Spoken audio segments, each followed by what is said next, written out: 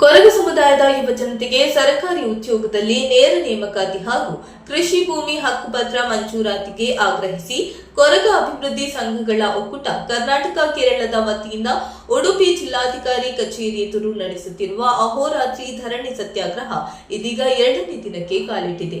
ಮಳೆಯ ಮಧ್ಯೆಯೂ ತಮ್ಮ ವಿವಿಧ ಬೇಡಿಕೆಗಳನ್ನು ಈಡೇರಿಸುವಂತೆ ಕೊರಗ ಸಮುದಾಯದ ಮಕ್ಕಳು, ಮಹಿಳೆಯರು, ವೃದ್ಧರು ಧರಣಿ ನಡೆಸುತ್ತಿದ್ದು, ಅಲ್ಲೇ ಮಧ್ಯಾಹ್ನದ ಮತ್ತು ರಾತ್ರಿ ಅಡುಗೆಯನ್ನು ತಯಾರಿಸಿ ಊಟ ಮಾಡಿ ಧರಣಿಯನ್ನು ಮುಂದುವರೆಸಿದ್ದಾರೆ. ಸುಮಾರು 25 ಮಂದಿ ರಾತ್ರಿ ವೇಳೆ ಧರಣಿ ಸ್ಥಳದಲ್ಲಿ ಉಳಿದುಕೊಂಡು ತಮ್ಮ ಹೋರಾಟ ನಡೆಸುತ್ತಿದ್ದಾರೆ. ಉಡುಪಿ ಜಿಲ್ಲಾ ಉಸ್ತುವಾರಿ ಸಚಿವರು ಅಥವಾ ಸಮಾಜ ಕಲ್ಯಾಣ ಇಲಾಖೆಯ ಉನ್ನತ ಮಟ್ಟದ ಅಧಿಕಾರಿಗಳು ಸ್ಥಳಕ್ಕೆ ಬಂದು ಮುಖ್ಯಮಂತ್ರಿ ಭೇಟಿಗೆ ಅವಕಾಶ ಕಲ್ಪಿಸುವವರೆಗೆ ಹೋರಾಟ ಮುಂದುವರಿಸಲಾಗುವುದು. ನಮಗೆ ನಮ್ಮ ಬೇಡಿಕೆ ಹಾಗೂ ಸಮಸ್ಯೆಗಳನ್ನು ಮುಖ್ಯಮಂತ್ರಿ ಜೊತೆ ಹೇಳಿಕೊಳ್ಳಲು ಅವಕಾಶ ಮಾಡಿಕೊಡಬೇಕು ಎಂದು ಕೊರಗ ಅಭಿವೃದ್ಧಿ ಸಂಘಗಳ ಒಕ್ಕೂಟ ಕರ್ನಾಟಕ ಕೇರಳ ಅಧ್ಯಕ್ಷೆ ಸುಶೀಲ ನಾಡ ತಿಳಿಸಿದ್ದಾರೆ. ನಮ್ಮ ಸಮುದಾಯದ ಯುವಜನರಿಗೆ 100% ಉದ್ಯೋಗ ಕೊಡಬೇಕು, ಮತ್ತು ಸಮುದಾಯಕ್ಕೆ ಕೃಷಿ ಭೂಮಿಯನ್ನು ನೀಡಬೇಕು ಅಂತೇಳಿ ಹೇಳಿ ಈಗ ನಿನ್ನೆಯಿಂದ ನಾವು 22ನೇ ತಾರೀಕಿನಿಂದ ನಾವು ಅನಿರ್ದಿಷ್ಟಾವಧಿ ಅಹೋರಾತ್ರಿ ಧರಣಿ ಸತ್ಯಾಗ್ರಹವನ್ನು ಉಡುಪಿ ಜಿಲ್ಲಾಧಿಕಾರಿ ಕಚೇರಿ ಮುಂದೆ ನಾವು ಮಾಡ್ತಾ ಇದ್ದೇವೆ.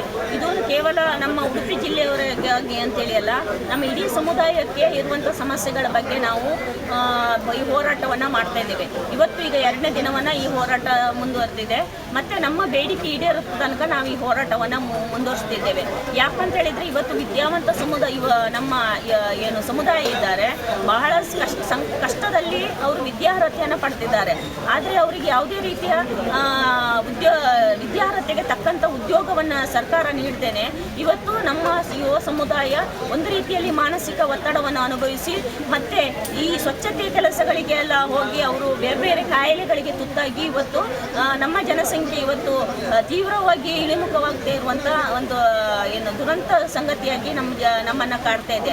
ಹಾಗಾಗಿ ನಮ್ಮ ಕೊರಗಾಭಿವೃದ್ಧಿ ಸಂಘಗಳ ಒಕ್ಕೂಟದ ನೇತೃತ್ವದಲ್ಲಿ ನಾವು ಈಗ ಹಲವು ಬಾರಿ ನಾವು ನಮ್ಮ ಜಿಲ್ಲಾಡಳಿತ ಹಾಗೂ ಸರ್ಕಾರಕ್ಕೆ ಒಂದು ಮನವಿಯನ್ನು ಮಾಡಿದರೂ ಕೂಡ ಯಾವುದೇ ರೀತಿಯ ಕ್ರಮವನ್ನು ಕೈಗೊಳ್ಳದೇ ಇರುವುದರಿಂದ ಇವತ್ತು ನಾವು ಒಂದು ಮಾಡು ಇಲ್ಲವೇ ಮಾಡು ಹೋರಾಟಕ್ಕೆ ನಾವು ಇವತ್ತು ನಿಂತಿದ್ದೇವೆ. ಯಾಕಂತ ಹೇಳಿದರೆ ನಮ್ಮ ಯುವ ಸಮುದಾಯದವರಿಗೆ ಈಗಾಗಲೇ ಅವರು ಏನು ಎಜುಕೇಷನನ್ನು ಕಂಪ್ಲೀಟ್ ಮಾಡಿ ಸುಮಾರು 5 ರಿಂದ 10 ವರ್ಷವನ್ನು ಕಾಯ್ತಾ ಇದ್ದಾರೆ. ಅಂದರೆ ಇವತ್ತು ಅವರು 35-40 ವರ್ಷದ ತನಕ ಈಗ ಏನು ವಯಸ್ಸಿನ ಒಂದು ಇದನ್ನು ಮಿತಿಯನ್ನು ದಾಟ್ತಾ ಇದ್ದಾರೆ. ಸರ್ಕಾರಿ ಉದ್ಯೋಗವನ್ನು ಪಡೀಲಿಕ್ಕೆ ಅವರಿಗೆ ವಯಸ್ಸು ಮೀರಿದಾಗ ಅವರಿಗೆ ಯಾವುದೇ ರೀತಿಯ ಸರ್ಕಾರದ ಉದ್ಯೋಗವನ್ನು ಪಡೀಲಿಕ್ಕೆ ಸಾಧ್ಯ ಇಲ್ಲ. ಅದಕ್ಕಾಗಿ ನಾನು ಸರ್ಕಾರದಲ್ಲಿ ವಿನಂತಿ ಮಾಡಿಕೊಳ್ಳೋದೇನಂತ ಹೇಳಿದರೆ, ನಾವು PVTG ಕಮ್ಯುನಿಟಿ ಆಗಿರೋದ್ರಿಂದ ಇವತ್ತು ವಿಧಾನಸಭೆಯೊಳಗೆ ಇವತ್ತು ಅಧಿವೇಶನ ನಡೀತಿದೆ. ಈ ಅಧಿವೇಶನದಲ್ಲಿ ಒಂದೊಂದು ನಮ್ಮ ಎಲ್ಲ ಪಕ್ಷದ ಶಾಸಕರುಗಳು ನಮ್ಮ ಇಲಾಖಾ ಮುಖ್ಯಮಂತ್ರಿಯವರು ಒಂದು ನಿರ್ಣಯವನ್ನು ತಗೊಂಡು ವಿಶೇಷವಾಗಿ PVTG ಕಮ್ಯುನಿಟಿಯವರಿಗೆ ಸರ್ಕಾರಿ ಉದ್ಯೋಗವನ್ನು ಕೊಡಬೇಕು. ಅದೇ ರೀತಿಯಲ್ಲಿ ಈಗ ಡಾಕ್ಟರ್ ಮೊಹಮ್ಮದ್ ವರದಿಯಲ್ಲಿ ಏನು ಸರ್ಕಾರ ಒಪ್ಪಿದಂಥ ಒಂದು ವರದಿ ಇದೆ.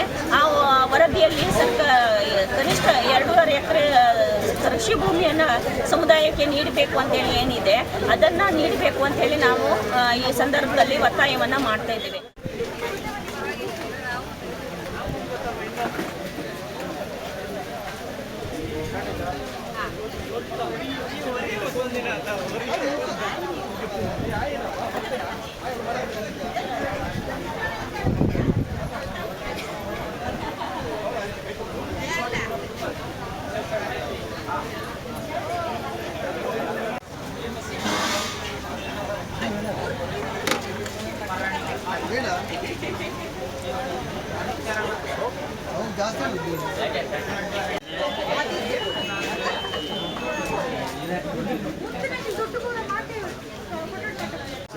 ఇది ಬಟಾಟೆ, ಬಟಾಣಿ, ಈರುಳ್ಳಿ, ಟೊಮೆಟೊ, ಮತ್ತೆ ಗಂಜಿ, ಬಟಾಟೆ ಬಾಜಿ,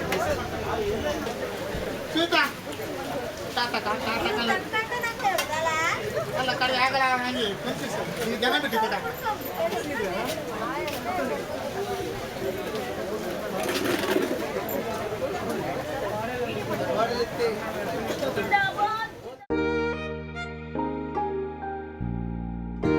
ಹಾಯ್ ಅಮ್ಮ. ಹಾಯ್. ಇವತ್ತು ನನ್ನ ಫ್ರೆಂಡ್ ಒಬ್ಳು ಅವ್ರ ಅಮ್ಮಂಗೆ ಸರ್ಪ್ರೈಸ್ ಗಿಫ್ಟ್ ಕೊಟ್ಲು ಗೊತ್ತಾ? ಬರ್ಡೇನಾ? Special day. ಏನ್ ಗಿಫ್ಟ್ ಕೊಟ್ಲು? ನನ್ನಮ್ಮ ಬೆಸ್ಟ್ ಆರ್ಕಿಟೆಕ್ಟ್ ಅವಾರ್ಡ್ ತಗೋತಿರೋ ದಿನ ನನ್ನ ಕಡೆಯಿಂದ ಪ್ರೀತಿಯ ಗಿಫ್ಟ್.